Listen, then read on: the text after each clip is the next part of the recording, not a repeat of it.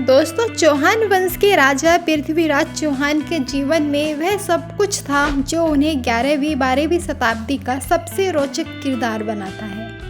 13 साल की उम्र में राजगद्दी संभालना और फिर शक्तिशाली चंदेलों को हराना उन्हें शक्तिशाली राजा के रूप में स्थापित करता है। उनके जीवन का एक और पहलू बेहद अहम है जो उनके विवाह से जुड़ा हुआ है।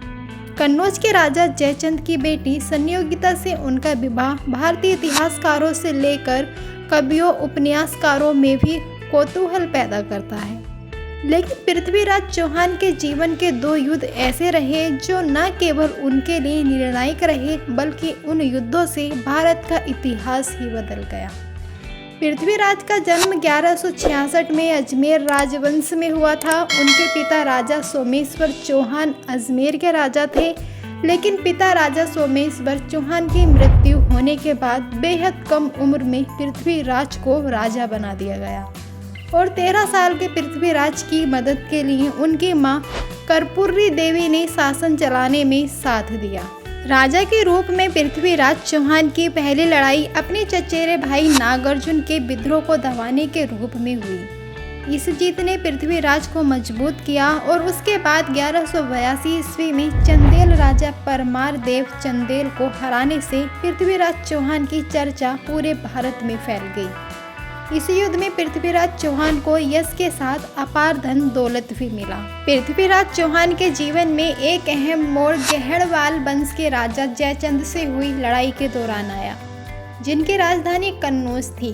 पृथ्वीराज रासों के रचयिता कवि चंद्रवरदाई के अनुसार जयचंद की पुत्री संयोगिता से प्रेम और फिर उनका हरण कर विवाह करना पृथ्वीराज चौहान और जयचंद की लड़ाई का प्रमुख कारण बना। पृथ्वीराज जब अपने शासन के उत्कर्ष पर थे तो उनका राज्य मौजूदा समय में राजस्थान, पश्चिमी उत्तर प्रदेश, उत्तरी मध्य प्रदेश और दक्षिणी पंजाब तक फैला हुआ था।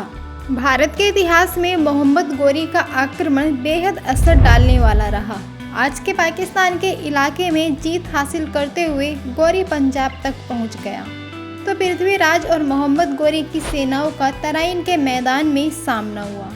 सन 1191 में लड़े गए इस युद्ध को तराइन के प्रथम युद्ध के नाम से जाना जाता है।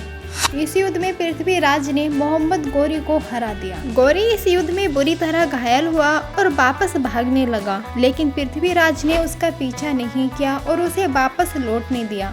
लेकिन यही चूक बाद में बहुत भारी पड़ी। हार से जलील गोरी ने बदला लेने के लिए बड़ी सेना के साथ 1192 में फिर आक्रमण किया। इस बार पृथ्वीराज चौहान पर गोरी भारी पड़ा और तराइन के दूसरे युद्ध में पृथ्वीराज की हार हुई। हार के बाद पृथ्वीराज चौहान को लेकर 2 मत हैं। इतिहासकारों के एक मत मानता है कि गोरी ने पृथ्वीराज को अपना गवर्नर बनाकर शासन करने की अनुमति दे दी।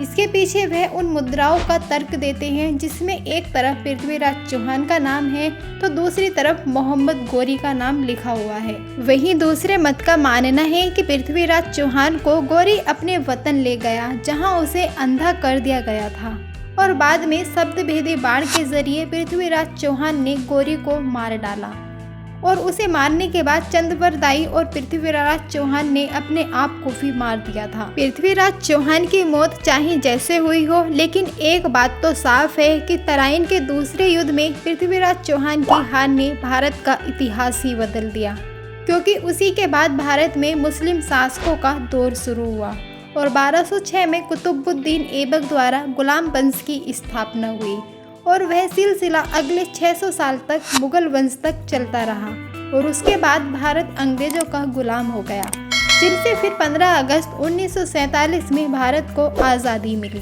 दोस्तों, वीडियो अच्छी लगी है तो वीडियो को एक लाइक, शेयर, सब्सक्राइब जरूर करें और ऐसे ही ऐतिहासिक वीडियोस देखने के लिए हमारे चैनल को सब्सक्राइब जरूर कर लें। धन्यवाद।